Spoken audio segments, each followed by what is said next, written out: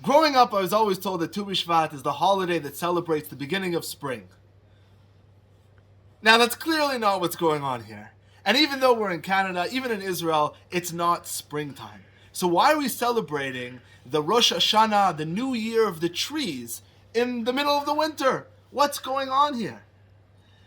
It's interesting that Tu Bishvat, even in its beginnings, started off as a very technical halachic day. Later on, we see that it was a day where we wouldn't say Tachanun, but it really started to grow as a holiday only in Tzfat in the 1600s. And it was specifically the Kabbalists of the time that started to put together ceremonies for this day. Later on throughout history, at the beginning of Zionism, when the secular Zionists saw this as a rallying call, a day to rally people around planting trees and growing up the new country. But today, Tu B'Shvat is something that people speak about across the spectrum of the Jewish community. And it's fascinating. How did this holiday start off in such small beginnings, but then end up becoming such a widespread day? And what are we celebrating in the first place?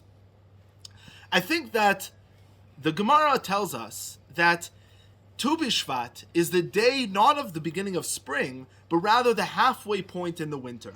It's a time where most of the water, most of the winter slumber, and most of the water has already passed. And what the Gemara is noticing is that the agricultural development, the trees blossoming later on in the spring and in the summer, that's something that starts to happen in the wintertime. It's something that starts to happen underneath the surface with the rain, the snow, the deep freeze that gives a time of rest for the trees and for the plants. And then in the springtime, they're able to sprout forth and create something even greater in the summertime. That's what we're noticing during Tu B'Shvat. Now, I think that there's something similar that we do every Shabbos. Every Shabbos we take a break and we go into a mode in which we're in retrospection, where we're dormant, we rest, and then we're ready in the next day to go out in the entire week and to build and to develop. We have a winter time, a time of slumber, a time of stopping, a time when things aren't growing, we're not doing any agricultural, or we're not building anything, and then afterwards we're able to do so much more in the week to come. And that's what the Shemitah year is all about as well. It's a national time to rest, to take stock, to stop the entire agricultural enterprise in order so that the next years we're able to build more. But very often, Shabbat, and especially Shemitah, is seen not as something which is a wonderful plant that we can use in order to utilize in order to sprout forth, but rather it's seen as an issue that we have to deal with. How can we as a country stop agriculture for an entire year?